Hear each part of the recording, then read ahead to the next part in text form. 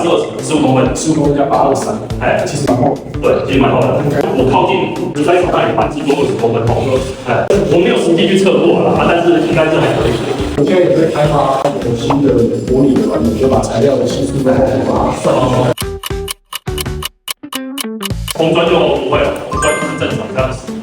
这部分比较好，我们先去运动场看，敲一敲就知道是很扎实。有时候我们去别的场看，他没有办法知道里面在做了什么或塞了什么，但这个还是要全算到。